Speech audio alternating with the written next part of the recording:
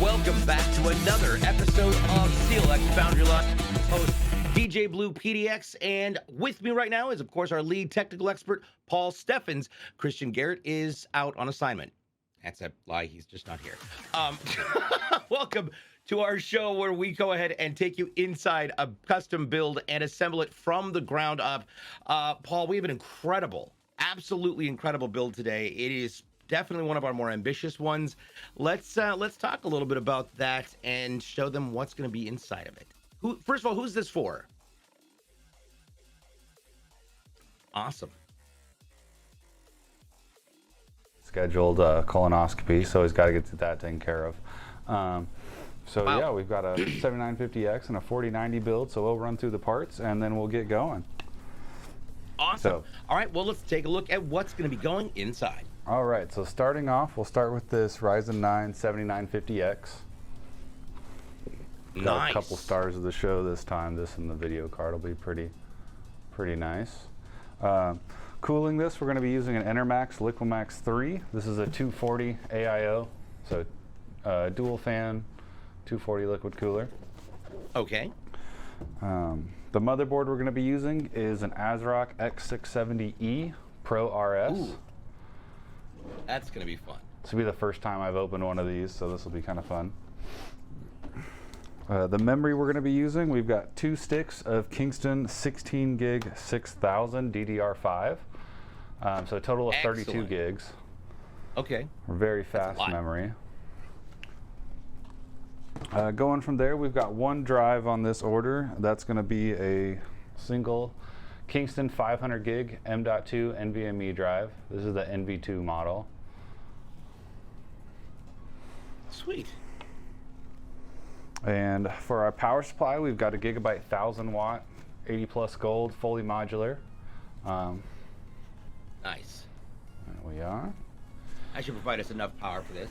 Yeah, it should be really good. And then for our video card, we've got a gigabyte RTX 4090. Which explains why we need the 1000 watt power supply. That's right, yeah. Half that power is going straight to that card. Mm-hmm. Yeah, no kidding. And for our case fans, we've got 7 of their CLX ring fans. These are our RGB fans. So I'll be installing those. And for our case, we've got an 011 XL. We've got one of our raw custom print design on this. Love this case. We've got some case. very nice panels here. And yeah, I guess I'll start getting the panels undone and then we'll just kind of work our way through it. So sounds good. And of course, for anybody watching in chat, if you have questions for us about either the build or just other general PC questions or questions about CLX, please make sure you ask them. That's what we're here for, is to, well, I'm here to just relay your question. He's here to answer them. So there we go. I see a bunch of people from the Respawn All-Stars here. Receptors here. Akatoy is also here. Mona Dota. Hello, hello. Welcome. Glad to have you all here. That name. I recognize Mona. All right. I'm literally fresh off a plane or train. Yeah, I got home last night from the Halo World Championships in Seattle, which were absolutely astounding. So much fun. That sounds awesome. Yeah. Right, Haka? Agreed.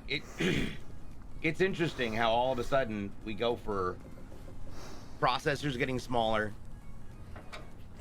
memory cards getting smaller. Like, I've got a terabyte micro SD card. Yeah, that's crazy. That shouldn't even make sense. Right. That shouldn't even be a thing, and yet it is, and I'm happy about it.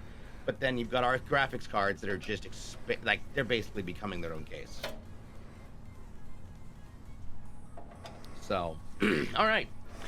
So the 011 cases are wonderful because they've got different options for mounting not only the motherboards, but you've also got some really good opportunity for cable management in there. Yeah, we really like this case. We've talked about it a lot on this show.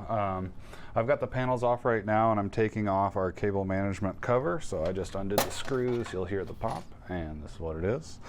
So now I'm gonna take off any twist ties, any stuff that came from the factory, and then I will switch to unboxing the components, and then I'll switch back and we'll just kind of bounce back and forth that way through this build. There we go. I'm always surprised at how much spare, I would say, except like kits come with a case. There's all the mounting screws, and then there's adapters for pretty much everything you could possibly want to put in there. Yeah, it comes with a lot of stuff, and on these higher end cases nowadays, they might have some extra like hard drive trays that don't come pre-installed, but that are good to hold on to if you ever need those. So nice. And of course, this also has the two mounting, the quick mounts, yeah, quick the release, hot swap bays. hot swap. There we go, hot swap bays. Love it. Yeah, that'll Hot be swap nice. bays in the back. And we don't have a secondary drive on this build, so the customer will be able to add 4 extra hard drives if they want to. We'll make sure those are plugged in. That way you can just slide them in and it'll be good. Nice. And we'll talk about that here in just a few. All right, so I've got my case prepped. I've got all my ties taken out, the screw box taken out. So I'm going to move this case for now, and we're going to start unboxing the motherboard and go from there. Awesome. So let's talk about that motherboard real quick. It is an ASRock X670E Pro RS series. This is supports the AMD Ryzen 7000 series processors. So what does that mean as far as the chip mount? Yeah, so this will have a slightly different looking processor. It's still an AM5 socket. So the biggest visual difference on the processors is you can see the heat shield on this. You can see these little cutouts. That's how you can tell it's the new one. Typically, it's just a solid one there. So yeah, but we'll get this open and show you what the actual socket looks like. This is kind of brand new for AMD since the pins are actually on the motherboard instead of on the CPU. Which is so wild to look at. Every time I've seen them, and you know, we'll show everybody the processor here before we plug it on. But I was fascinated when I saw the new design. It's a very different approach. Yeah.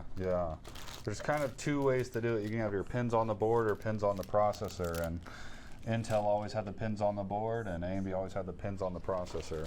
So it's kind of changed now to where they're both on the board. Yeah. I think back in the day, if I remember seeing some really old Intel CPUs, they had pins as well. But you could like count them. It wasn't even like a bunch. It'd be like 20 pins. It's kind of crazy. I just remember always having to look for the notched corner. Yeah. To line it up, because otherwise there was no way. No way of telling which way was up. Yeah, so I'm glad you brought that up, because on these boards, and I'll show it right now, so the processor, like normal, has a little golden arrow there on the corner. It's kind of hard to pick up here. It's pretty small. But this prot cover here over the socket, you can see this little triangle right where my finger's at. There we go, reflecting the light there. So that's what you want to line up. I've seen some of these newer AMD boards not have that arrow on the metal part, where sometimes it is. So good to know to look at that before you pull the socket cover off. Gotcha. And you know, before we throw that processor on there, we'll show that to you all. It's really interesting the way that it's designed. I'm so used to seeing Intel chips with that whole just bay of pins coming out of it, but the technology that AMD is using is completely different. The way that they're designing these chips has given them not only just a different look, but a different functionality. And to just touch on that, for example, the Ryzen 9 7950X, which is what we're installing in this board, actually has 64 megs of L3 cache. That's which is impressive. wild. Yeah. All right, so I'm about to drop the processor in here. This board does have a nice arrow once you open up this cover. You can't see it on screen, but it is there, kind of pointing out how to align this. And then there's also 2 cutouts Show the bottom of that, on the processor here. Let's go right here. So you can see at the top there's that notch right there, and then there's one at the bottom as well. So that's going to help you line it up. It almost looks like it's in the middle, but it's slightly offset to the left. So you can only put it in one way. Gotcha. That's definitely helpful. Yeah. Means anytime you can take the chance of screwing it up out of the user's hands, it's better. Absolutely. Yeah. It's always better. All right, so we got that in here. I'm just making sure that's seated correctly, because if it's not and I pull this latch down, you could bend the processor, so that would not be good. But this is in here correctly. I'm gonna close this latch, and then once I close this cover is gonna pop off. I have a question. So our AMDs are in the Series X and S? That's a question coming in from Receptor 17. Receptor 7. I'm not sure about that question. This is a 7950X. X is AMD's designator for their multi-threading most of the time. Okay. I'm not sure what that S. I know Intel will use S as a designator for like their special edition, which we've done one. Excellent. And as I pointed out already, we did have a question also coming in. I know Receptor is in Wales, in the United Kingdom, welcome. and said, yeah, when it comes to power, do you have to be careful with what you get if your voltage is higher than US average? For example, the UK is 230 volts. Yeah, that's a great question. Let me pull this M.2 cover off, and then I'm going to open this power supply. I'll show you. Some power supplies have a switch on the back that you can switch from 120 to 240. We'll see if this one does. I don't. So I'm going to just jump on the farther end of that question. So when it comes to power, the power for PCs, as far as the internal pieces, are fairly universal. It's not like the motherboards and processors you get in the UK are running on a completely different system. It's just the power supply functioning in a different way. It's as far as how it's stepping the power up or down. Right, yeah. So you can use all these components. What's important is what's coming out of the wall and what's going into here. So I don't see a switch on this one. It is kind of a special feature. You'll want to look for a switching power supply if like you live in the UK and you're buying it from the US. And usually that switch is going to be somewhere around the power button or the plug-in, and it'll usually be red with white lettering. It'll say 120, and then you'll be able to switch it to where it'll say 240. Interesting. Okay. Yeah, we have seen that come in where we've had a couple of customers like specifically need a switching power supply. Well, it's interesting because I know when I was in Australia, I had to get a power adapter, but I didn't look at the fact that like this was not a power adapter that was designed for like Xboxes and PCs. It was designed for basically charging your phone or your tablets or things, because when I plugged in an Xbox and a monitor to it and then plugged my laptop into it, everything died. Oh. Because there wasn't, and it couldn't punch enough power through to get everything running, which I thought was interesting. Yeah, that is. All right, so let's talk about those heat sinks real quick. Anything you notice about them that are different or set them apart? So this looks pretty standard. They obviously look a little bit different, but pretty standard of what we see. Nice thick heat sinks with our cutouts here for air to flow. The one that I put under this M.2 drive is pretty tall, which is nice. I like to see that. But yeah, other than that, it's a pretty straightforward, nothing too crazy about this one, where you see it like wrapped around. I know we did one that had like custom holes for open loop cooling and whatnot. So. And this motherboard also comes with a full RGB chroma setup on it, so it's going to be nice and bright, provide that little bit of flash and pizzazz there. It is a DDR5 motherboard, and it supports up to 6600 with overclocking. That's crazy. That seems so exceedingly fast. That is so fast. Yeah. Yeah. That's wild. And also, oh, go ahead. I was just gonna say, I think we're using 6,000 speed on this build, which is crazy fast already. So it's crazy that still it wild. Go even more. All right, now as far as the board goes, it does come with, it looks like 11 USBs, 4 in the front and then 4 in the rear, plus 3 different USB 3.2 Gen 2s. 2 Type C's in one in the front, one in the rear, and then a Type A in the rear as well. Yeah, that's right. A lot of USB ports on here. For what our case needs, we have plenty of headers here as well. So. Excellent. It does include a Wi-Fi 6E and Bluetooth, which is keyed into the motherboard itself already on an M.2 slot. Now, I see something here that is kind of, I would say, it's new. I haven't seen it. We know what the M.2s do, and we know why the Hyper M.2s are faster, but what's a blazing M.2? Yeah, so this is the first time I've seen that blazing M.2 as well, so I'm assuming it's going to refer to our read and write speeds, that slot is going to be where you want to put that if you have a crazy fast M.2 drive. Okay. They are backwards compatible, so you can put a slower drive that doesn't need that blazing in there and it'll work fine as well. Nice. And huge shout out to Comrade Vlad. Comrade Vlad says he just built a full-size rig through our website last night. So excited to get it. You know, hopefully we'll get a chance to build that on one of our shows. Yeah, that'd be awesome. So, and then we've got Kamura in here. Says, don't know if you remember me from last time, but I have the raw battle box, and just an update, it's still amazing. Hey, well, that's great to we're hear. extremely glad to hear that. It's always a plus. Okay, so now you're pulling out your. It is a LIQMAX. Yes. Yep. All right, that's a 240 cooler.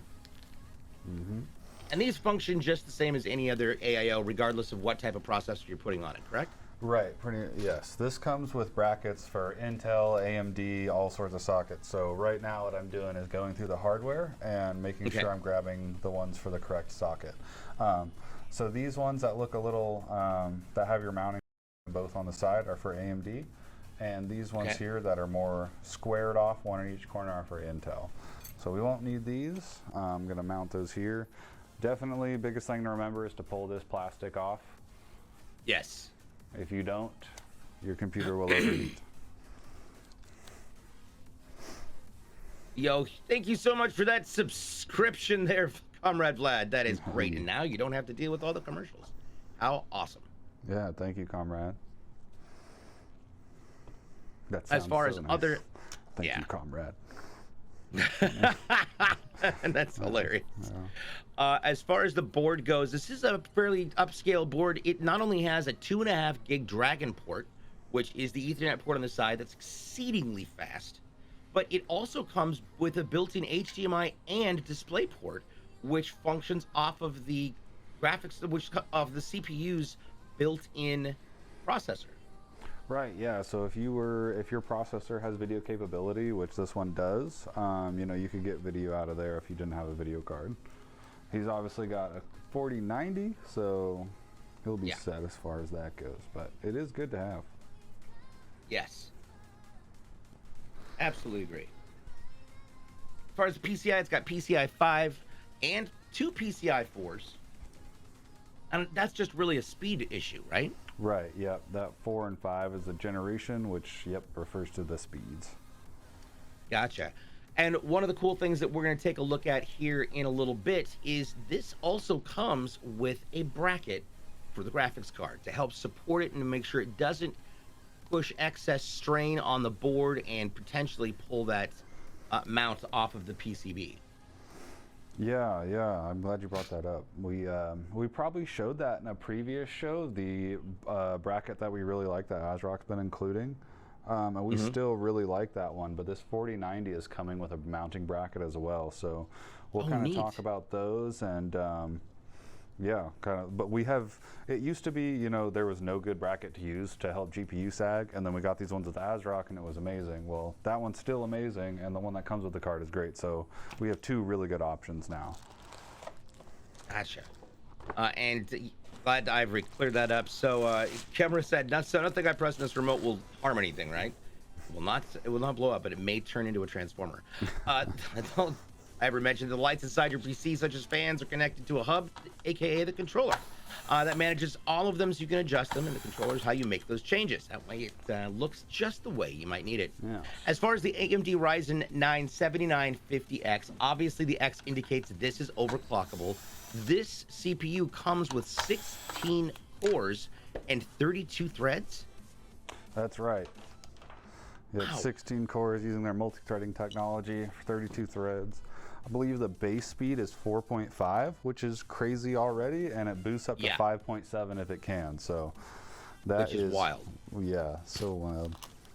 Now, I know we cover this usually every week, but just so that for those who may not know, can you explain the difference between hyperthreading and multi-threading? Yeah, so to me, hyper-threading is just Intel's name for it, and multi-threading is AMD's name. So to me, there's not a difference. I kind of mix them up both ways, but if we say multi-threading, we're talking about AMD, and if we say hyper-threading, we're talking about Intel. Gotcha.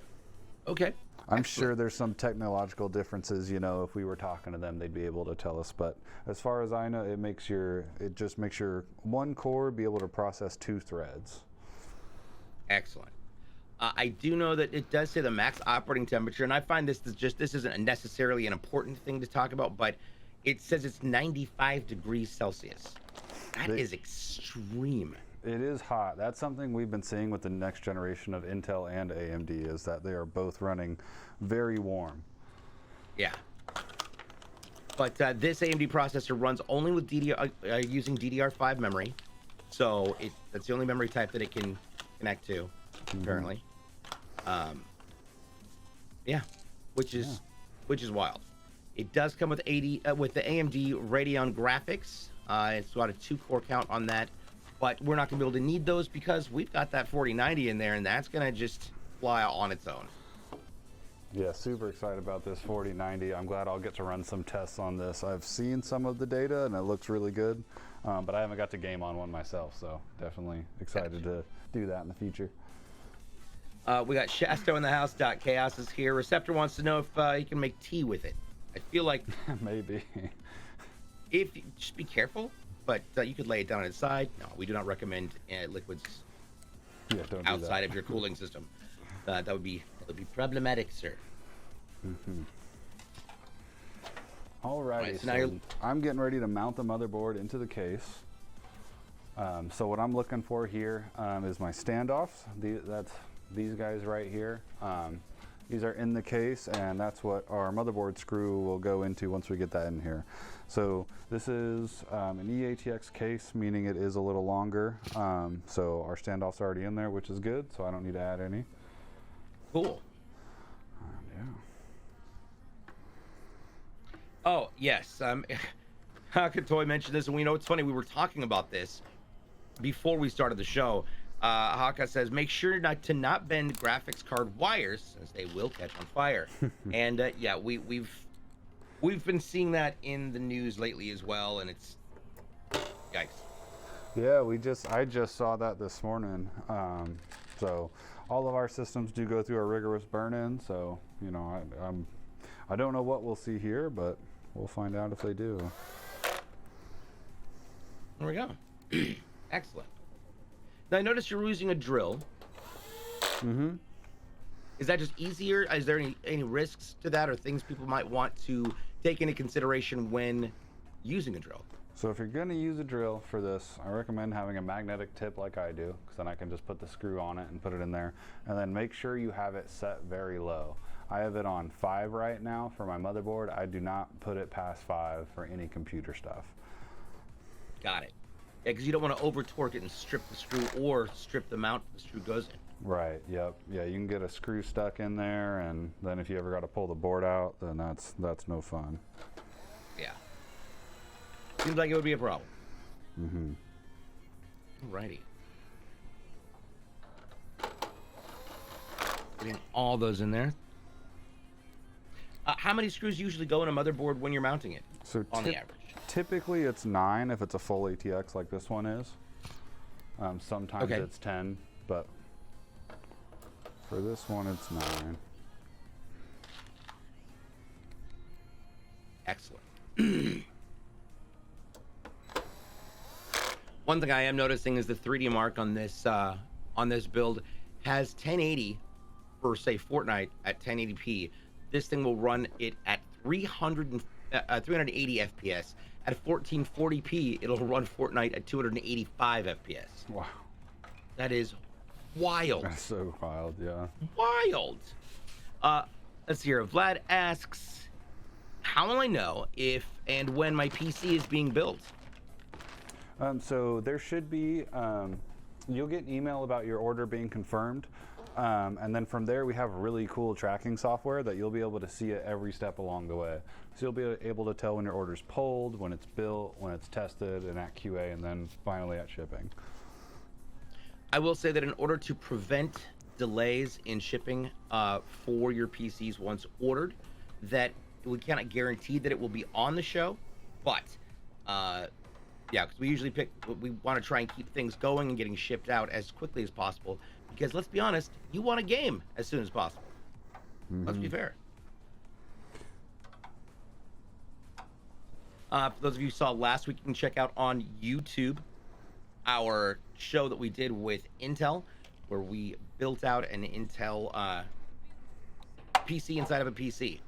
Kind of a wicked build. Yeah, that NUC system was crazy. That was definitely the craziest PC I've ever been a part of, so definitely check that out. Well, and this PC is going to be future-proofed for a while. Yeah, this We're is talking about all the new right here. Now, as far as cooling goes, because we know that this thing will run a little bit hot because it's the latest tech and because that's just what processors do. You mentioned we've got a 240 AIO. Now, because that's two 120 millimeter fans that are going to be running liquid through it. How does that work? Why is that better than, say, air cooling? And let's talk about the difference between an AIO and an open loop system. Yeah, so like you mentioned, we're using a 240 AIO, which is this right here that I've got in my hands. So we've got our radiator, obviously, and our tubes running to our plate and our pump. So our pump's going to pump fluid in and out of this, and that's what's going to keep this cool, just like a radiator in your car. Using a 240, I would definitely recommend at least a 240 for this. Since the processor does get hot, this is going to allow, since we're using this 240, this is going to allow us to boost up to those higher clock speeds when able. There are air coolers out there, which is just mounts right to the CPU with a big heat sink on it and a fan that blows. So those are nice because they're easy to install. But using a liquid cooler is going to give you better temps. Yeah. So, yeah. And more consistently too. Right. Yep. So. Yep. And these AIOs are great. There's not a lot of maintenance in them. Like, we're never going to have to open this up or anything like that, which is really nice. Now, open loop systems tend to be even cooler, or run things even cooler, but it comes with a caveat. That's right. Yeah, the open loop systems they're great showcase pieces. They look the coolest, and since there's so much fluid in them, they do cool really well. The only downside to them is, if you want to change your video card and that's hooked up to the loop, well, then you got to completely drain your system and pull the tubes off, and it's a lot more maintenance anytime you want to change something. Yeah. Haka says, yeah, pretty soon we'll have an air conditioner attached to him. Yeah. Yes. I know there's some channels out there using liquid nitrogen, so you can definitely check that out. Yeah. What? That seems specifically dangerous. for the CPU. I think they did a 7900 and a 7950X. Oh my gosh. Yeah, it was pretty wild. It was funny, like the problem with that, or like the problem with that, the thing you got to be concerned about is condensation. So they've got like their motherboard and all the components around it like covered up because they obviously don't want condensation on your computer parts. But yeah. Wow. Well, and then if there's the only other thing that I know that I've heard, I think we've talked about on this show, was the mineral oil. Yeah, that's right. The mineral oil builds. Yep. They look like a fish tank. So at the tech school that I went to, we had one of those in like the window of the classroom. So that's wild. I'm sure they make cases out there designed for it now, but back in the day, you do a lot of like custom fab work. Like you buy an aquarium and then like make a motherboard mounting tray and stick it in there for it to work. And oh my gosh. Yeah, and you just submerge everything into mineral oil. Since it's not conductive, it's fine to be in there, and it cools really well. Yeah. Doc Chaos mentioned that he built an $87,000 PC on the CLX website the other day. He loves playing the PC Builder Sim CLX Edition. Yeah. Just put it on the Amex. You're good. Oh, yeah. Definitely. Yeah. That's awesome.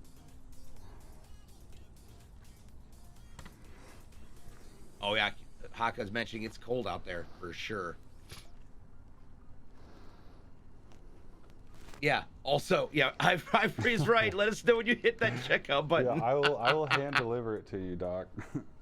If you buy an $87,000 computer, I will drive it to you and set it up for you.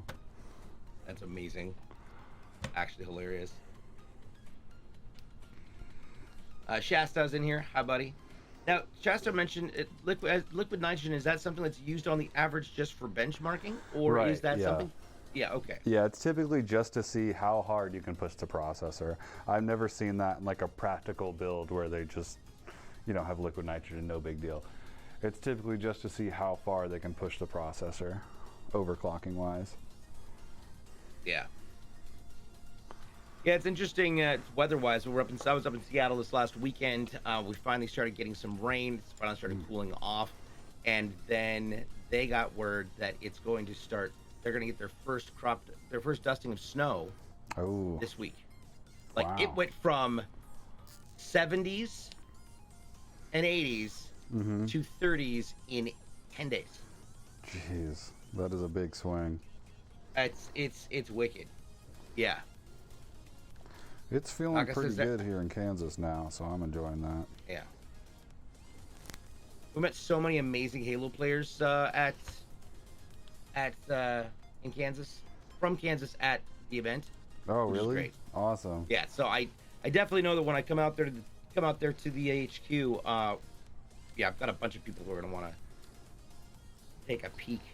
Man, I built so many good friendships just off Halo. That was such a big game. Yeah. And of course, a big shout out to Optic Gaming. Optic Halo managed to walk away with the championship win. Cloud9 put them on the run. They did manage to flip the final bracket. They came up through the losers bracket after getting knocked out, but knocked into the lower bracket, came back up, managed to reset the bracket in the first best of 7, and then got completely demolished in the second one. And I'm not saying that they didn't fight it out. It was down to the last second.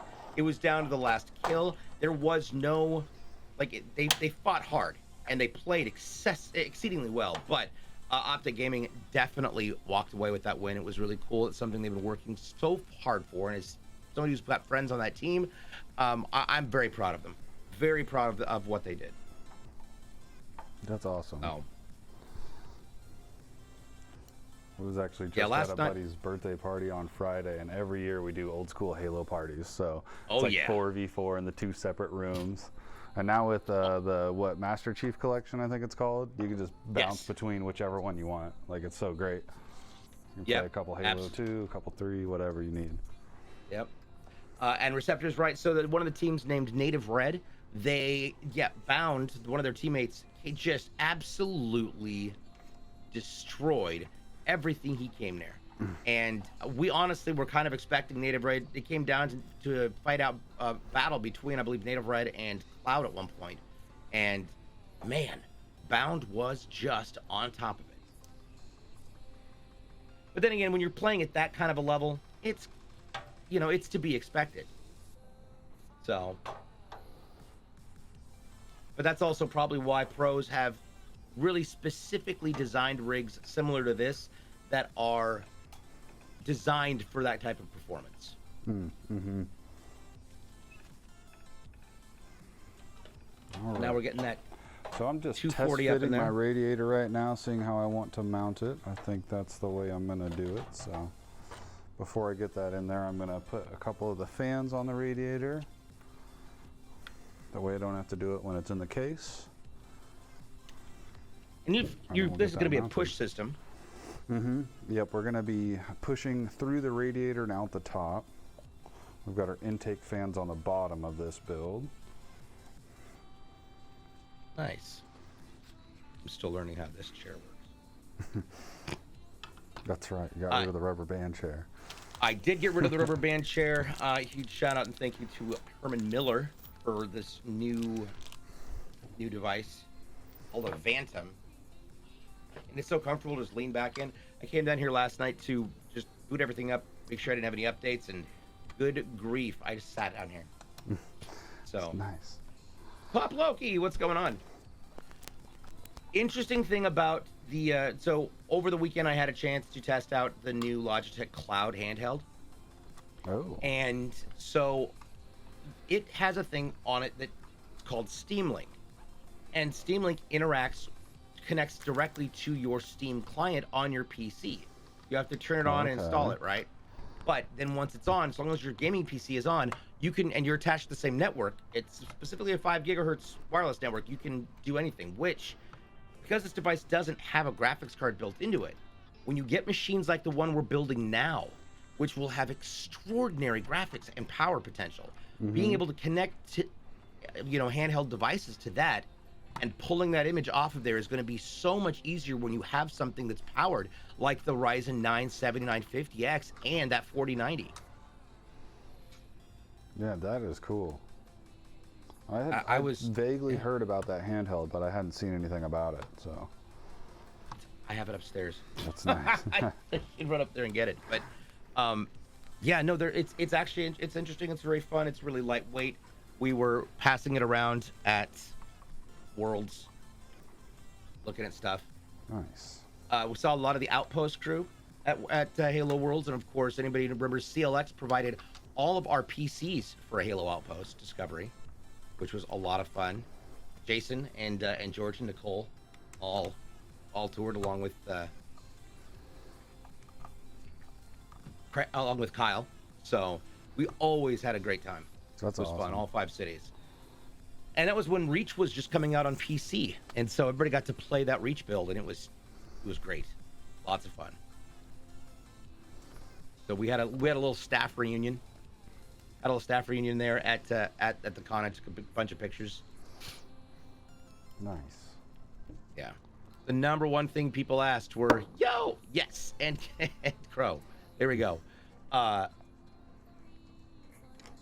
Yeah, we do need another Outpost. That's actually one thing that I was that I got asked a lot about what was happening with that, and of course, that is a 343 thing, and they've got enough to focus on. But I'm excited to try and plan some new things for some for some people, and of course, my first order of business will be to make sure that they're using CLX PCs for them. Because honestly, I don't believe we had one single crash that whole summer. That's awesome. Yeah. Awesome.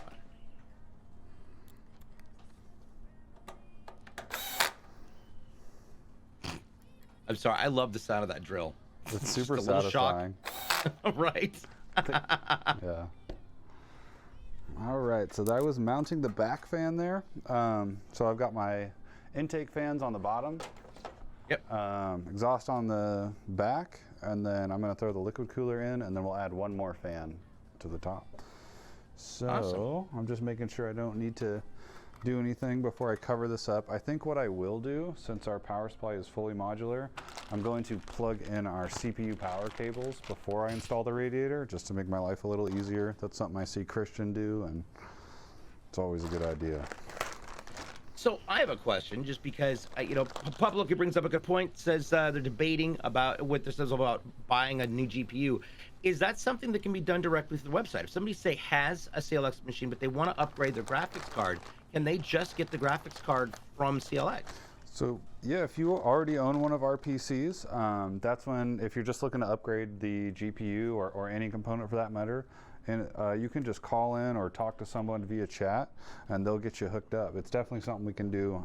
We have seen that, going on a lot this week, honestly, with all the new stuff coming right? out. So, yep, it's definitely something we do.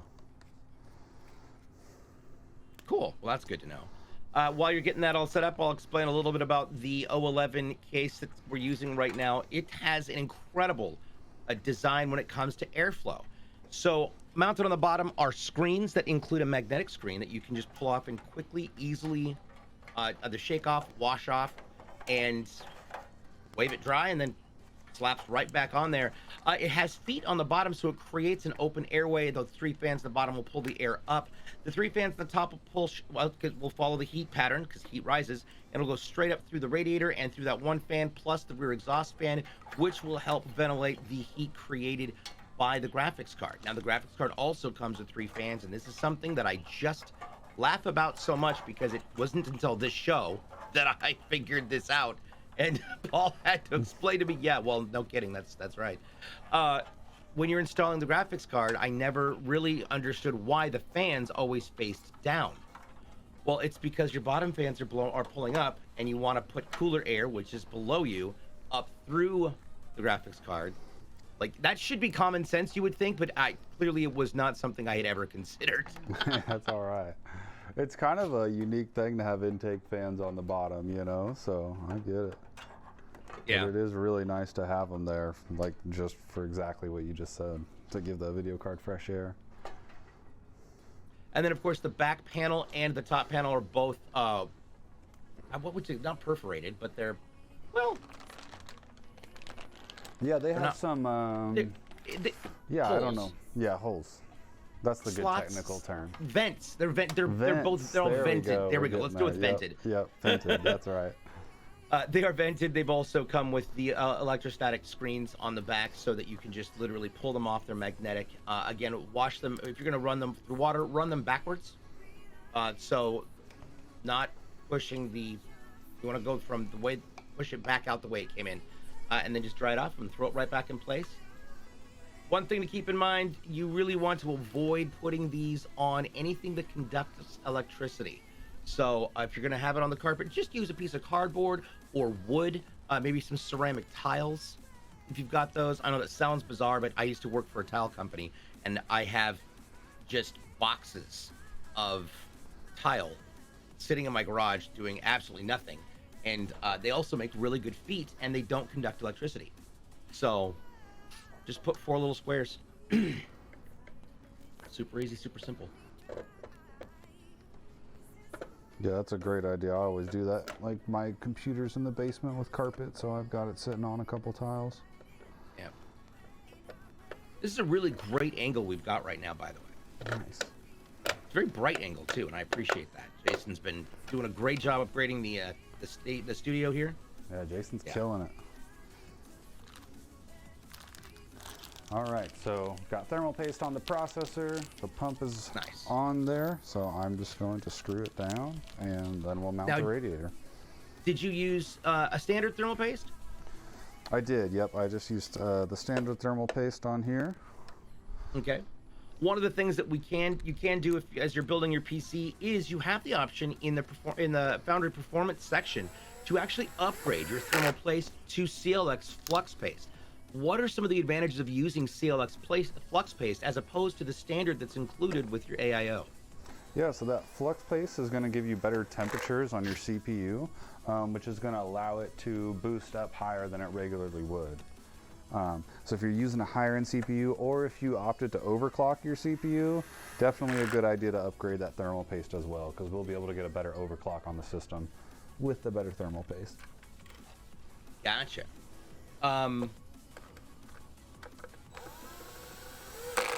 Let's see here. Looking through chat. Aka says, I used to install travertine in marble. Yes. So I used to work for Ansax Tile and Stone, which is a division of Kohler, and I actually ran their corporate headquarters. So I was their office manager for the whole corporate headquarters. And it was wild, the things, because they do new short productions and say, all right, we're going to test this thing out and see what it looks like, and anybody wants to take some home, and the tile was always amazing. I had an old 240, a Volvo 240, the boxy style, and I had to distribute the weight as evenly as possible between my front seat and the back seat. I couldn't put tile in the trunk because the one time I did, I went over the curb, leaving onto the street, and I bounced and blew both struts. Oh no. Oh, it was awful. Oh my goodness. It was awful. Yeah. Not my brightest moment, but I did get some really awesome tile out of the deal. Hey, that's worth it. Right? There we go. Yeah. Doc says, Chaos says, I choose Chaos. Absolute chaos. My tower is laying on a faux fur beanbag chair that's sitting on a shag rug. Oh my God, sir. Living in the past. Well, right. The fact that I'm more impressed with the fact that you have a shag rug. But yeah, I will say they had giant beanbags, not beanbags, they were foam-filled bags that were just super soft, fuzzy, and these things were massive. You could fit 2 or 3 people on there, and it just kind of adapted to you and created a little circular couch. All over in the VIP section at Worlds. It was fun. That's I would awesome. not recommend storing your PC on it, but there you go. All right, so now we're getting that AIO on there. Just going to screw that into place. course, getting the wires in. That cabling is so important.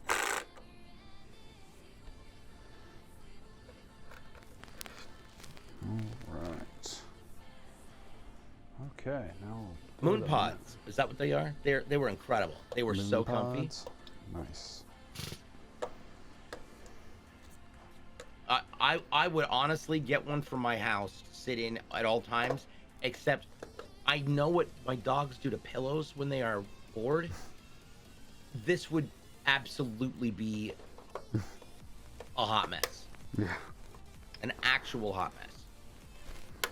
Like it's awkward to figure out how much foam and stuff is inside of like just dog beds in general. Mm-hmm. Let alone something the size of 3 people. That is crazy. Jeez. Yeah.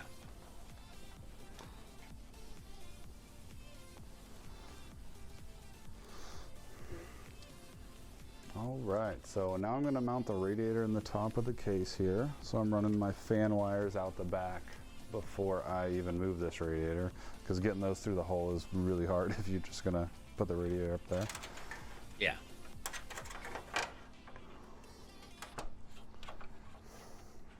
I do love the wall of grommets. There is a there's little rubber grommets that go all the way down that angled wall on here to get, so it's easy to get your cabling all the way back so that it's just all in one spot. It's very clean. It's very useful. Yeah, these grommets are really nice, and they stay in there pretty good, which I like too. Sometimes we'll get grommets in some cases and they'll come out real easy, and then they're kind of hard to get back in. So I haven't had that happen to me once on this case, and I've probably built hundreds of these. Nice. The at least it wasn't like the foam pit at TwitchCon. Yeah, that is also true. Yeah. No, you could literally jump on these and nothing would happen. You'd never hit the bottom. It was, if they'd have filled that foam pit with these giant fluff balls, the situation would have been different. Right. Yes. Creators asked for 70-30 splits. They got 30% foam. Oh my god! The internet is harsh. Oh my gosh! Wow! Wow! All right, we're getting that final fan up there. Now, as far as you're concerned, from a professional standpoint, do these new modern recent, like last gen or new gen processors require a triple, or do you think a double will manage it? A double will manage it, but if you do go the triple route, you're going to be able to boost up more consistently.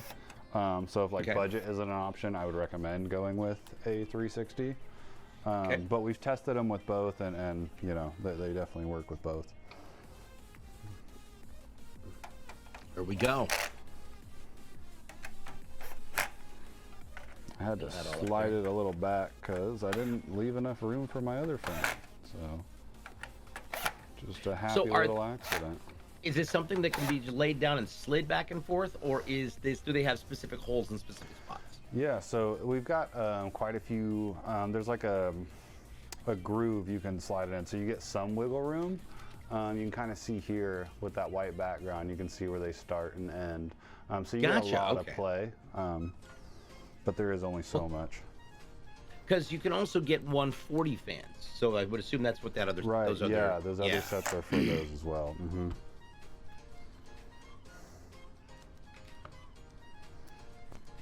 I put Moon Bod instead of Moon Pod. I'm actually looking that up right now. Yep, that is exactly what it is.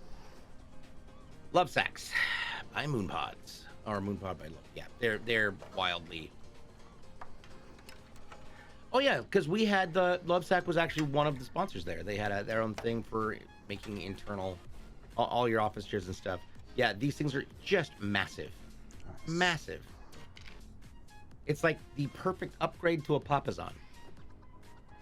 I don't know if anybody knows what a Papazon is. That circular wicker-looking chair that's got a pad in it like that. I call it the 9-minute chair because it doesn't matter how much caffeine I've had that day. I sit down in that chair and 9 minutes later, I am asleep. It just, I will curl up in the fetal position and just pass out. That's funny. Yeah. But I agree with Doc. They would definitely tear it apart. Tear it apart. I was wondering if Okay, they would so tear now it we are apart or working. just fall in love with it, you know? Yeah, or else like Destroy it never the get to other sit in way. it because they're like, I live here now. No. Yeah.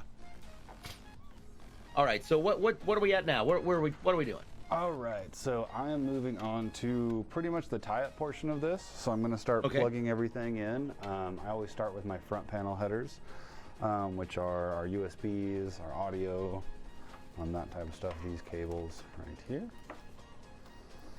and then I'll work my way around. So. Sounds good. Doc Hayes brings up, didn't Love Side get it started on Shark Tank? I think they did. Papa's on Chairs Are Great by blah, blah, blah. I love that name. Also agree. And, oh, no, I can see why. Yeah, I definitely, after having sat on one, the first thing I did when I walked in was I walked over and just T-posed and fell forward, and I laid there face down on it and thought, this is absolutely awesome. It was incredible. All right, so while you're doing that, any tips or tricks that you want to talk about when it comes to effective cable management? Yeah, so like I said, just break it up into parts. I know Christian says that too. It can be pretty overwhelming once you get everything in here. You just got a whole mess of wires in the back. We're using a fully modular power supply, so we don't have to deal with any extra cables from the power supply, but Excellent. 7 fans means 7 fan cables as well. So yeah, I just work my way pretty much top to bottom, left to right throughout the case. So once I get these in here, I'll tidy them up a little bit, and then I'll move on down to the main section where we got our fans, our SATAs, stuff like that. So just break it up into small things. Don't get overwhelmed. And of course, if you are somebody who's looking to upgrade a piece or part in your rig, make sure to take a picture. If you have to take things out or adjust where the cables go, make sure you take a picture with your cell phone of how things are designed and how they're put together, because when you replace the item, like your graphics card or otherwise, and you have to change that cabling, in order to get it back to where it was, you need to be able to remember how it got there. And honestly, I'm terrible with cable management, but I do know that the PC that I have, which is not a CLX, cable management is awful and is, yeah, a process to even deal with in the event that I want to do anything like disconnect a hard drive. So I'm always very appreciative of people who take time and companies that take time to make sure there's a very clean, functional design with that. So, yeah. All right, and while you're doing that, I want to talk a little bit about our website, because part of the great thing about this show is that you get to ask all the questions, but sometimes when you're trying to build your own PC, it doesn't necessarily look as easy as it feels when the pros do it, which brings us to CLXgaming.com. Whether you're a content creator, a gamer, professional or amateur, a graphics designer, an architect, maybe you're making movies and editing film, all of these things require specific elements and specific parts to make sure that it's not only just on brand, but it's exceedingly functional and is going to last for quite some time. At CLXgaming.com, we have a foolproof method and a conflict resolution button built in to our site. So if you want to go ahead and pick your parts, you don't have to worry about maybe picking the wrong part. If something happens and it's not necessarily compatible, like say you end up choosing the wrong power supply or the RAM that you have doesn't work with that motherboard, it's going to tell you and give you options of how to get there. At CLXgaming.com, we want to make sure it's as easy for you as possible, and that means you don't have to be a professional, but we do have people on staff to answer your questions as needed, which is great. We also have pre-built systems designed to meet the needs of anyone who wants to shop with them, and they're ready to go. They simply are ready to ship. It's wonderful. So for all of your needs, including overclocking for your CPU and your GPU, multiple different designs and special editions, head on over to CLXgaming.com. There we go. I did my commercial. Beautiful. Yeah, we do have a lot of ready to ship systems in stock, so if you are looking at getting something for the holidays or you just want something quick, definitely check those out. And there's a variety. There's such a variety of pre-builts over there, and so many different options for everyone to take a look at. So, you're Pup Loki says paying for someone to build and then doing the cable management is good. Yes. Yes. Seriously. Yeah. Pup Loki did ask if you're going to be using a fan hub. Yes, we will be using a fan hub. Let me put that right in front of the case so you can see it. I just had it. So for these fans, we do have a fan hub here. It's this thing. It's got a regular SATA power, and then all of our fans will plug into there. It can hold up to 8. We only have 7 fans in this build, so we've got plenty for that. But on the builds that we have, you know, more than 8, we can daisy chain them together and do it that way. That way they're all synced up. Nice. We have not tested how many we can daisy chain together, but that might be a fun project. Let's see here. Receptor mentioned that first of all, Techie Woman Ghost is honestly the best computer I've owned in ages. I got my CLX in August, and it's worth every penny. Oh, thank you for that. We're glad to hear you like it. And Receptor said he just needs to win the lottery. There you go. Stranger things have happened. Or, you know, come and see us at DreamHack. That's also an option. There you go. Lots of fun things that are happening. Lots of fun things that we're doing. Pup Loki asked, for the affiliates, do you want our subscriber or follower count? I do not know how that works. That is an Ivory question. Yeah, that's where that goes. So as we're looking through the back of the case right now, as he's about to move it, look at that. There we go. You can see those 2 trap doors on the left-hand side. One of the neat things about the way that this case is designed is it's got I would call it a 2/3 mount for your motherboard. So instead of older style cases where the motherboard is all the way at the back of the case, it's right up against the wall, this has a 2/3 build. So it's that first area before they angle off, gives you the opportunity to not only have good airflow behind it, but that's also where your hot swap bays are for the hard drives, and your power supply is located down below and behind it, so it's got fresh air that it can move in and out to stay nice and cool and make sure that you're not risking ever burning your power supply out. It also provides a way for the fans to continue pushing and pulling air behind the board, which helps keep it cool. What happens when a board does heat up? Yeah, so typically, you know, heating up on a board, we don't really have to deal with that much, but it's kind of like everything. The cooler it is and the more it runs cool, the longer it's going to last. So anything you can do to mitigate some heat and, you know, help your system run cooler, the longer it's going to last for you. Nice. Excellent. All right, I'm taking some mental notes here. Got our front panel plugged in and tied up. I think I'm going to move to our fan wires next, because these are kind of pesky. Yep. A couple things to remember when you're doing your fans. Do make sure that you're always keeping the cables away from the blades.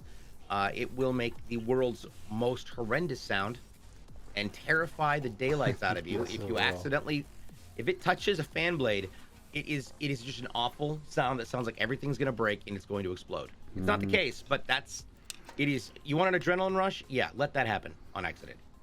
No kidding.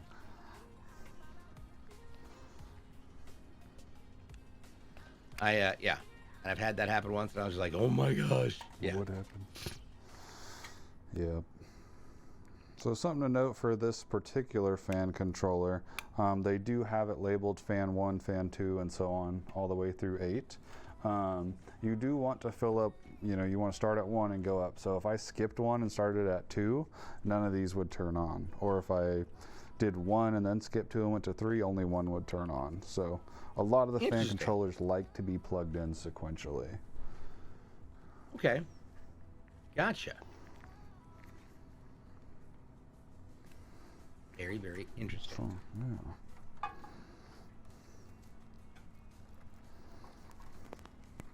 Let's see. And yeah, Ivor's going to check in on that question. That is a good question. So you been playing any Overwatch 2, DJ? I have absolutely not. I respect myself. Nothing against That's funny. Overwatch 2. I just don't. I have never been good at it or understood it, and I mean, it's interesting to watch, but for me, it's like there's a lot of coordination in game meta that is you really got to understand, and I would rather focus on Rainbow Six Siege and Halo. Hey, that's fair. It is Griff, intense. and especially with Forge coming out, we're gonna immediately be starting the development of Griffball 4 Infinite, so we can get the leagues back up and running. As the shoutcaster for Griffball, I am exceedingly happy about Forge. Very happy, especially with what we got to see at Worlds. It's going to give opportunities to a lot of different people to make everything from maps to game types to storylines. They include scripting. Computers like the one we're building now with this AMD Ryzen 9 and this 4090 that we're going to put in are the perfect example of the type of a system that one would need when using Forge. Okay. I mean, don't get me wrong. It's not like it's a I mean, it is a processor heavy situation, but the more powerful your build, I would say the easier it's going to be for Forge to function cohesively. And, you know, you can't go wrong with a Ryzen 9 and a 4090. Yeah, no kidding. Well, that's cool. Yeah. I haven't kept up on Halo 2 much. I was super into 3 and then got really into Reach.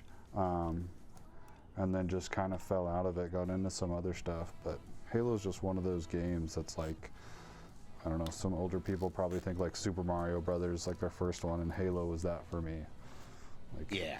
I got the first Halo with the original Xbox when I don't even remember how old I was, but Halo was rated M. And so I had to like convince my dad, like, it's okay, like, why is it rated M? Like, because you kill aliens, and he was cool with that. So I was able to get that. That's hilarious. There's Nicole. Ta-da! There we go.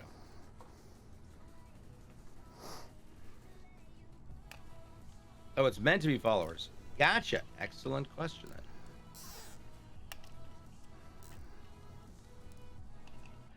Okay, so Techie Woman's Ghost, sorry, I butchered your name completely here, said, I have the one with the honeycomb glass front, which Ivory says is Spear. Yeah, that one looks really nice. I really like that one. Excuse my typo, new nails. Nice. New nails. Pulls over here like, look, I'm getting used to them. There we go. It's funny. Yeah, there's so many great designs, and I think Ivory will be able to post a link in the chat about where you can take a look at our custom builds. We have really cool custom designs. In fact, when I don't have Crow still in here, but he does incredible work, especially when it comes to certain, like the printing that happens on the glass that we have for our battle boxes, that we have for the Vice edition. It's truly incredible. Truly incredible. There we go. Thank you. Oh, cool. We have a command for it now. Thank you, Ivory. Let's do it. Nice. Oh, set does. Interesting. I think I always by default go to raw, and I always forget to look at set. So that's awesome.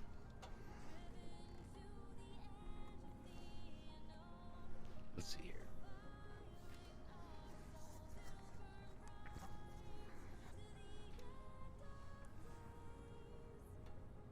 Just putting in these. There we go. Chaos says, I am really throwing it back lately. I dusted off SimCity 3000 Unlimited. It was released on PC in '99, and it's still fun. Wow. And Techie Woman Ghost actually did build a custom, so Very nice. yeah, so absolutely worth it. And I completely agree. Once again, the website makes it so easy. You don't have to be a pro to figure out how it works. Now, how you put this thing out there, there are different recommendations for the website on how to do that. For me, what makes most sense is to start by choosing my processor. Well, actually, no. Figure the case that you want first, and then go with your processor and your graphics card. From there, you can build everything else out, because those are the real big defining moments of what works with everything else. There's only certain motherboards that'll work with them. And then, of course, you'll need to choose RAM that's appropriate for not just your processor, but it's also functional with the board. The conflict resolution system will also tell you whether or not you've chosen too much RAM for your system, and or whether or not your power supply just isn't quite strong enough. It's one of the things I love. It means that it's for me, I would say it's DJ proof. I was gonna say idiot proof, but I feel like that's bad. Yeah, that 13900 ran what? It ran Star Citizen in 4K. Oh my Wow. Wow. What kind of frame rates were you getting? That's incredible. It is.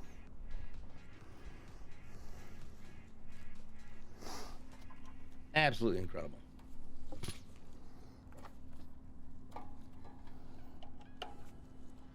Okay, so now we're on the back of the case. What you doing back there? Just All right, more... so I just threw my power supply in, so I am plugging in my CPU power cables that I had already ran. Okay. So that's what I'm doing right now, and then after this, I'm gonna move towards my motherboard 24 pin, get that plugged in, and then my SATAs, and then all we gotta do is throw in the video card and we'll be good to go. Excellent. Of course, that's gonna be the big one. We're getting there, yeah.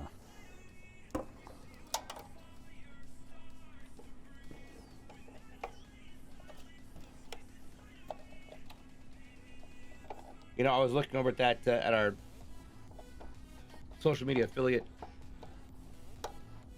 listing, and I've never actually added up all my stats. Interesting when you start doing that and you go, oh my gosh, a lot of people. It's a little over 50,000. Wow. Wild. That is a lot of people. That is more than 3 times the size of the town I grew up in. Jeez, okay. The town I grew up in we were only 12,000 people in that town. Oh wow, That's it. that is small. Like, my graduating class was 94 people. That's it. Jeez, okay. So you knew Yeah, everybody. Everybody knew everybody. I mean, I know there are smaller schools, but considering we had schools like Rex Putnam and West Lynn, where the average graduating class was in the thousands. Mm-hmm. You know, it was, where they had to rent out stadiums or the Coliseum or Convention Center to do it because they had to fit everybody in there. That's just wild. And it's wild because of how long it would take. Right. Yeah. To get everybody to walk across that stage. 4,000 people. That's a lot. It is. Yeah, 4,000. Oh my. That's crazy. I think I had 500 in my graduating class, which felt like a lot. Wow. Techie Woman's Ghost also says, I love the fact that I was able to track my computer being built, and I get a kick out of the fact that it came from the same state. Oh, so you're also from Kansas then? Oh, hey, nice. Welcome. Nice. Yeah, the software we use, like when you've ordered a system and then you can see where it's at, it's really nice. You can just kind of, you see it progress through our production process. That's cool.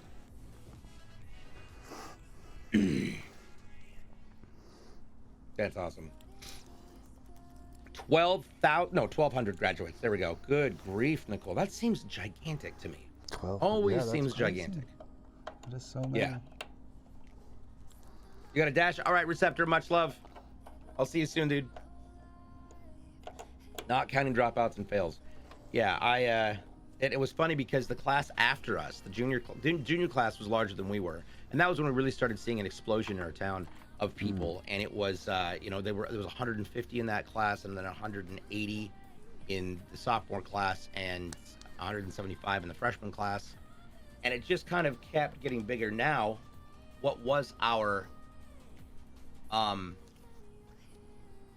middle school is another grade school. What was our high school is now a middle school. No. And they've built a whole new high school. Wow. Okay. Yeah, when we went there and looked at it, we're like, what is happening? Because I think it was our 10 or 20 year reunion. We all went there for a little tour of what's changed, and you know, all the things we'd asked for were now there. We're like, congratulations. That is fun. You don't know what it was like walking uphill both ways to class. Yeah, back in my day. It snowed inside the building. There you go. Yeah. Get off my lawn with your rock and roll music. Becky says, my graduating class had 200 graduates, but that did, yeah, also, yep. Yeah, it was cool, but also at the same time, like, it was very click heavy. Yeah. You know? And, yeah, it just was. So, okay. How's that, anything to note with what's going on in the back? Well, nothing too exciting back here. So I've got all my SATAs plugged in, and I'm making a nice bundle with that, getting that tightened down. I'm kind of trying to prep this for being able to just throw the video card in, install the mount, and plug it in. So yeah, kind of doing a lot of prep back here, but we are almost there. And I do see, just as a reminder, everybody, it's a 2 gigs of 16 gig DDR5-6000 Kingston Fury Beast RAM. It's a total of 32 gigs of dual channel memory, which is it's obscenely awesome. Absolutely love it.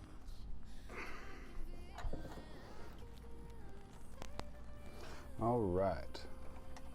So I've got a little bit more tidying up to do, but I'm gonna wait till we get our video card in here so I can see how the power connectors are gonna fit. So we're gonna open up that 4090 right now. Yep. So let's talk about that. The brand new RTX 4090 by NVIDIA. This is a modified version, and it's coming from Gigabyte. So the Founders Edition has 2 different fans. One that blows in from the front, the other that blows in from the back. Now, Gigabyte took a different approach to this, as well as overclocked it a bit. So what can one expect when buying a non-Founders Edition card from one of these other companies? All right, so the biggest thing is that it's going to look a whole lot different. These companies will put their own cooler on them, so they'll look a lot different from a Founders Edition, but most of the time they're going to raise the clock speed on it. So your clock speed should be a little bit higher from the factory, from like a Founders card.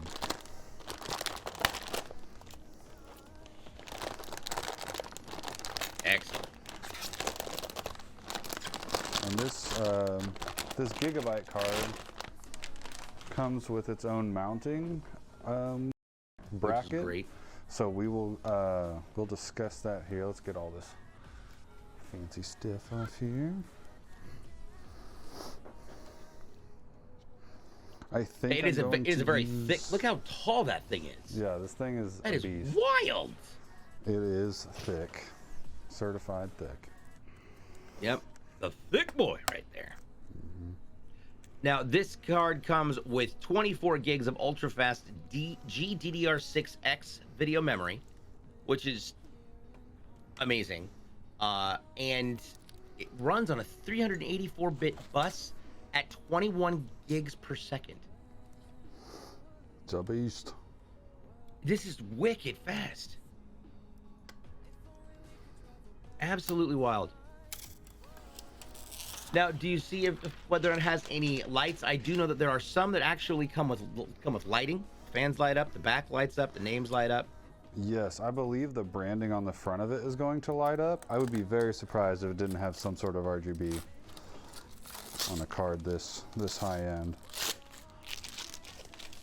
Oh my goodness. Doc Chaos mentioned that the schools in the Chicago burbs these days are so big that they use either the Allstate Arena where the Chicago Wolves play or the United Center where the Bulls play.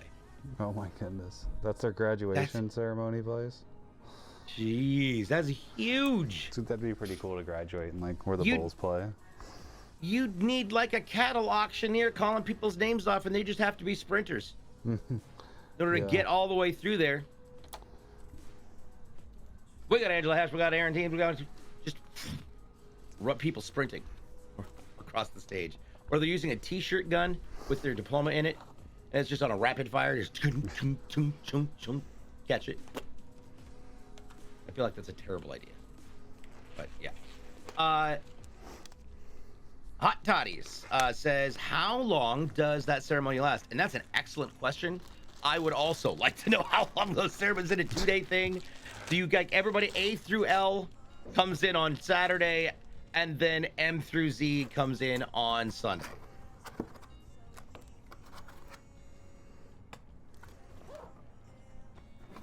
You know, which is weird if you have, you know, if you have a stepbrother or sister in the same grade, your two names are not anywhere near each other. That means you have to get tickets for both days. A lot of suits. A lot of suits.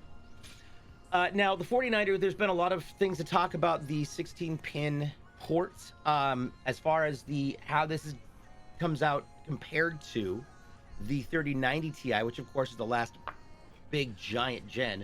What are some things that you notice about handling this card compared to the 3090 Ti? So yeah, the biggest thing I notice difference-wise is this power cable. So, you know, we're used to seeing one of these, but with 2 8-pins coming off. This one has 4. So that is a lot more than I've ever seen. I know the Founders comes with this as well. But yeah, that's probably the biggest difference. I mean, it is a very big card too, so there's that as well. And it looks like actually each one of these fans has RGB in there as well. Oh wow, that's gonna be cool. It's going to look awesome. So looking at this bracket, I'm going to use the motherboard bracket for this build. Both are really good, but for this one, I think the motherboard one's going to make more sense and give us a little bit more stability. Okay.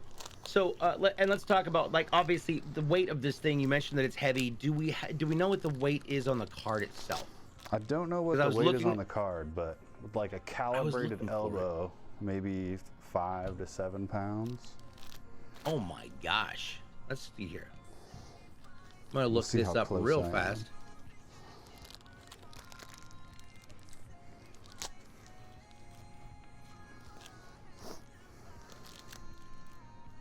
All right, so, and this is the Gigabyte version? Yep, this is the Gigabyte Gaming OC. Got it, found it. Okay. And normally, so I'm looking on Amazon because normally they include things, you know, for shipping purposes and whatnot.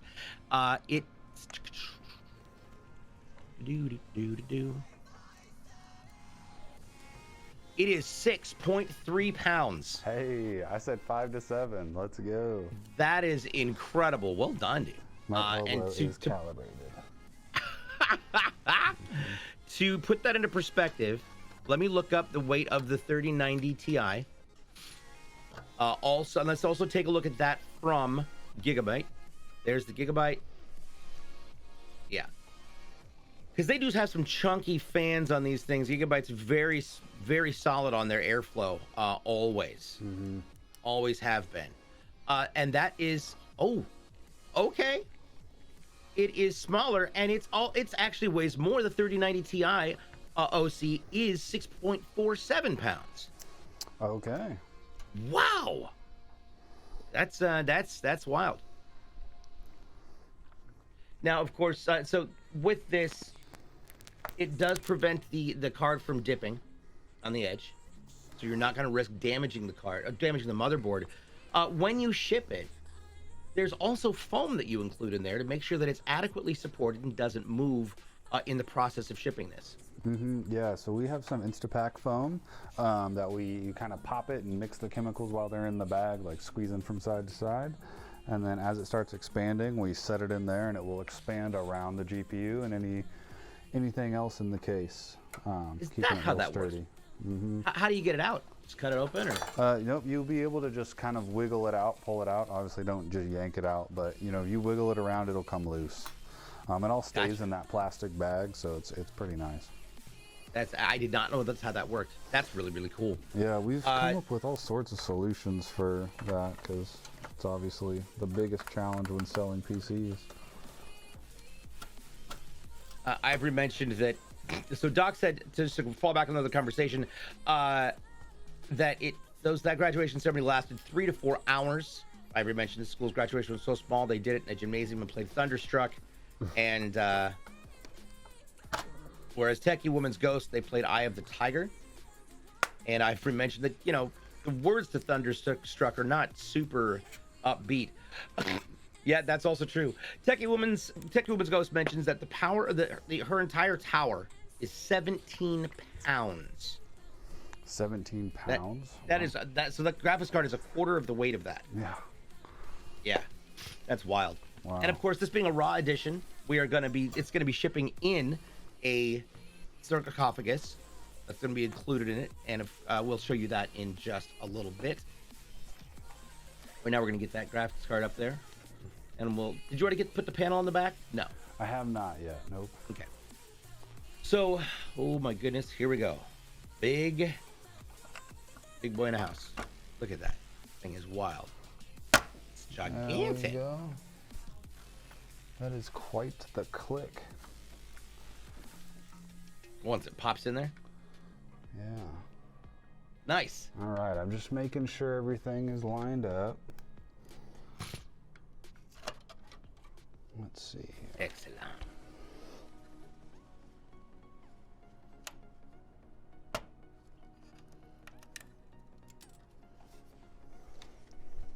While he's doing that, I do want to cover one of the things, because you can't, your PC does not work if you don't have one, and that is our power supply. So David in New York went with an EVGA SuperNOVA 1000 GS. It's 80 plus gold series. So that's a 1,000 watt item. How important is it to either get to have it right, or to provide or to have overhead covered with your power supply? Yeah, I would say it's very important. You definitely want to go a little bit over than what you need, because running everything at 100% is just obviously not a good idea. So you want to go about 20, I always recommend about 20-30% over what's required. And there's nice power supply calculators you can find online that you can enter all your components and see what it recommends. We did get a good question from Papaloki saying, is CLX worried about connectors melting with the 4090s that people are saying they are seeing? Well, the upside is, and Avery mentioned this, every PC that they assemble at CLX, they're the headquarters, it goes through a rigorous 12-hour testing process to make sure everything goes well. In that 12 hours, I would assume, and you know, correct me if I'm wrong here, that you'd see something like that happening, wouldn't you? Yeah, we would definitely see something like that. If that's going to happen early on, yeah, we'll see it here within 12 hours. So I don't want to say we're, you know, worried about it, but, you know, we see what's coming out, and we're definitely going to keep an eye on it. Back to the power supply. It is a fully modular power supply. Let's talk about the difference and advantages of a fully modular versus non-modular or a hybrid. Yeah, so fully modular, like what we're using right now, we're only going to use the cables that are needed for the build. So we'll leave those extra cables in for the customer if they, you know, want to add something later. But what that allows us to do is make a cleaner tie-up and just less restrictions of airflow in the case itself. So makes my life a little easier when I'm cleaning it up, and just provides for a better look. Nice. Excellent.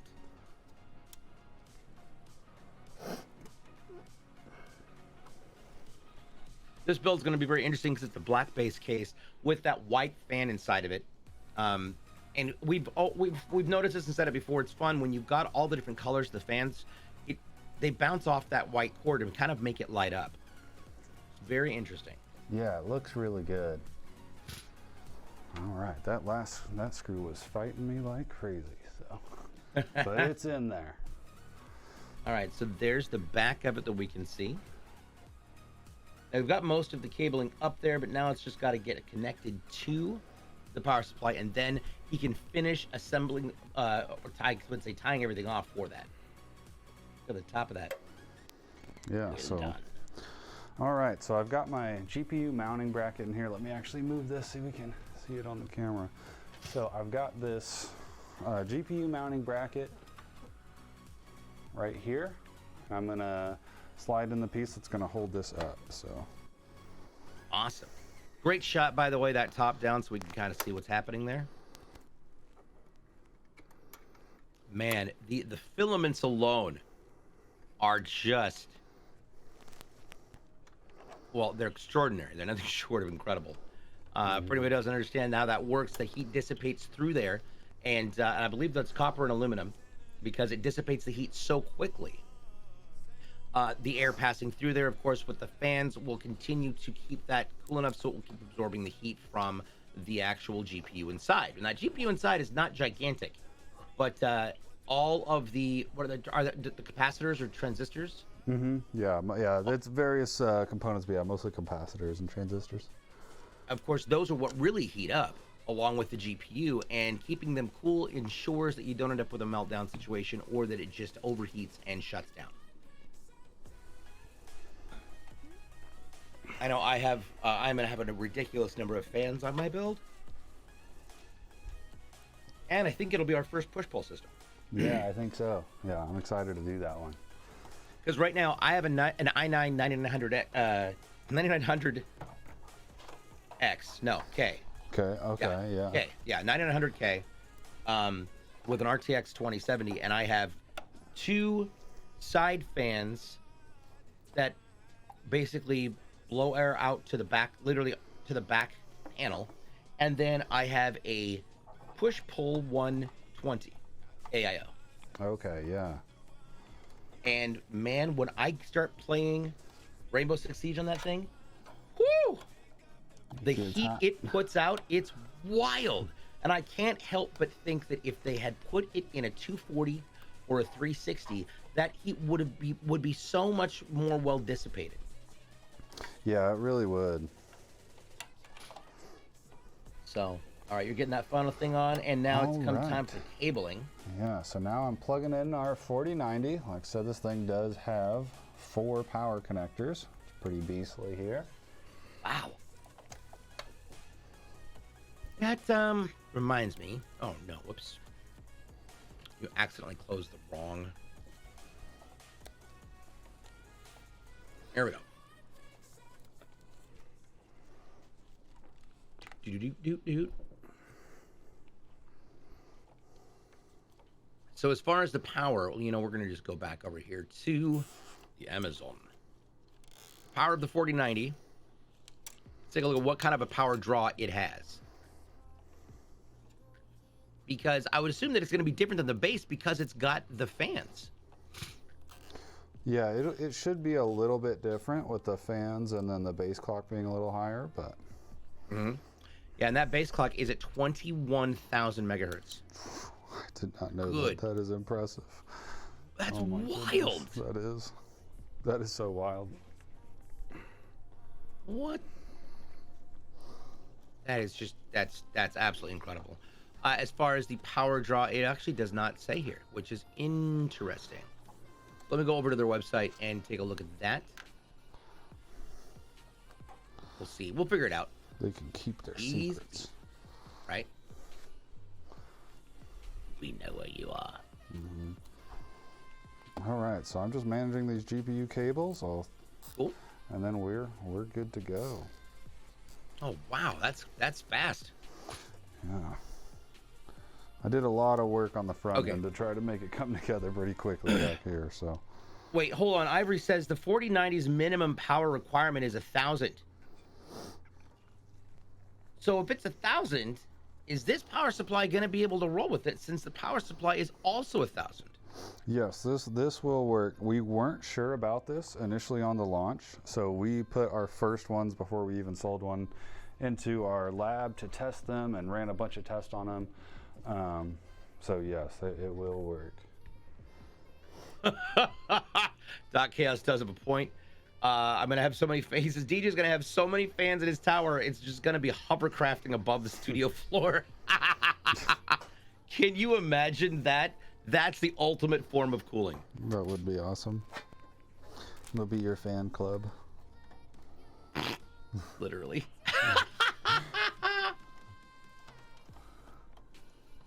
How many fans have you ever hung out with at one time? 17.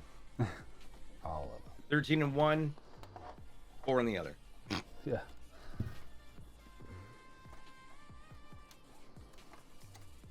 Okay, so I mentioned they GPUs don't list their power requirements as a binary value, so you can't use the GPU without the rest of the system. Oh, gotcha. Okay. So that takes into consideration the needs for the rest of the system. Okay, so that explains why the 1000. Yeah. Yeah, in the 4090, I've seen some pretty crazy testing on it as far as power requirements. Like one person was testing it with only a couple 8 pins plugged in. It was working, but it would sense that there was only 2 power connectors and down clock. So I don't know all the specifics of that, but I thought that was really interesting. So it's, you know, definitely something I want to look into here. Interesting. And of course, that's once again a gigabyte, 1000 watt, 80 plus gold instead of the EVGA. Alrighty, so we are good to slap panels on, and we'll see if I did everything right. All right. Just remember also, if you're going to be ordering from the website, you can also ask for our specialized people to overclock your your CPU, or your GPU. Both of those options are available along with that upgrade to the flux paste. Your warranty by standard affairs comes with a 1-year parts, lifetime labor and technical support. Lifetime, right? You can get up to 3 years of parts coverage with an upgraded warranty, which is fantastic. It's wonderful. And the lifetime technical support and labor is extraordinary. That right there, like, you wouldn't be offering that if you didn't already know you weren't having to use it constantly. Like, yeah, we can put it out there. We don't have to fix our stuff. It doesn't break. Not that often. Look at that. I love the way these just slide in there. So easy. So simple. Just pops it on, slides it right down. Yeah, this case design is great. Yeah. War Tiger Brian, welcome to the show. Hello, Tiger. Good kitty. Hey, kitty. All right, here's that magnetic filter you were talking about. Yeah. Going right there it is. Over there up top. Super easy. And that just sits on the mount, on the top side of the mount where the fans are. And then that sits down on top of it. Yep, that's right. That is fantastic. Absolutely love it. All righty. Well, without further ado, we'll plug this in and... Are we ready? All right, we're good to go. We've got some RGB on our motherboard. That's a good sign. Means we're getting good power there. I'm gonna rotate it for the nice shot. Before you turn it on, Ivory was wondering, can you explain how the magnetic filters work one more time? Yeah, so I'll just take this top panel off and show you real quick in case, you know, this is your system. So this will just come off, and this is our magnetic filter. All we gotta do is just pick it up, lift it off. You can wipe it down, rinse it off, whatever you need to do. Obviously, if you rinse it off, make sure you dry it before putting it back on. And then that's it. And this case has them all around. There's one on the bottom, one on the top, 2 on the back. Anywhere you see a vent, it's got one of those. Yep. And I know because I had a, what's it called? Thermaltake, I think is what it was. Cooler system. Yeah. And it didn't have, it didn't have sides that came on and off. I mean, it did, but all 3 sides were vented, and each one on top of it had, I mean, you could see right through the PC, all of it. Oh, yeah. But it had 3 sides were all those magnetic tops, and it was awesome. So much fun. So. Alrighty. Are we ready? It's the moment of truth. Moment of truth. Ooh, look at that. It looks good. Look at that. It's gorgeous. Absolutely incredible. You can see the lights not only on the motherboard, but also on the cap for the AIO. You can see how that red is just reflecting off of those white tubes. There we go. And with the remote control, you can also change it from red to virtually any color you want because they are RGB fans. Yeah, these are on red right now because I think that looks best with the case and the lights over here. You can change these as well. So, but yep, this will come with a remote. You want to make them pink or rainbow, whatever. And Ivory was saying that's an Insane Clown Posse reference, but thank you. Oh, wow. My bad. All right, so let's go ahead and cover once again what's inside this CLX Raw gaming PC, available on clxgaming.com. This thing is powered, of course, by a gigabyte. Yes, it's a gigabyte 1000 watt 80 plus gold power supply. It's going to be running an ASRock X670E Pro RS motherboard with a Ryzen 9 7950X processor. With 32 gigs of Kingston DDR5-6000 RAM, it definitely can keep up with the NVIDIA GeForce RTX 4090 card we just installed.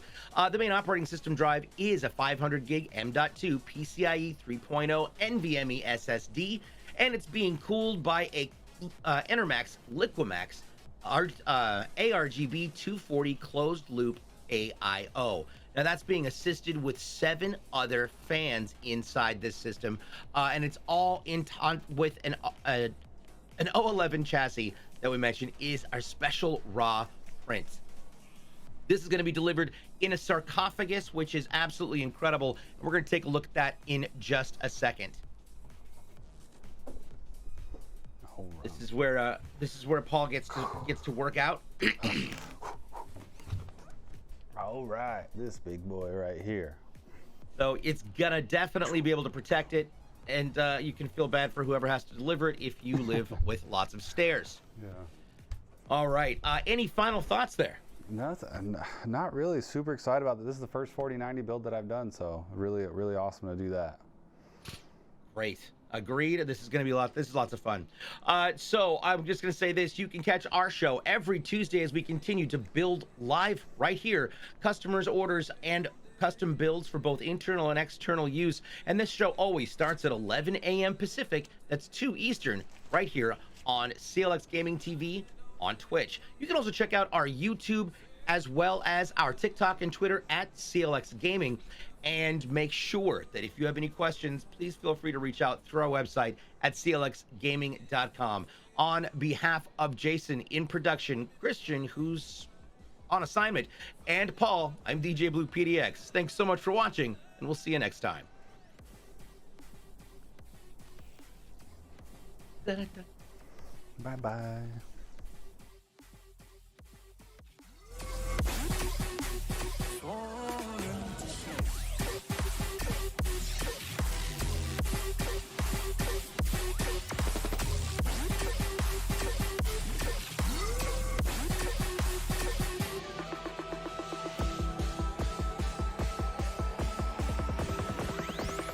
One specific frequency.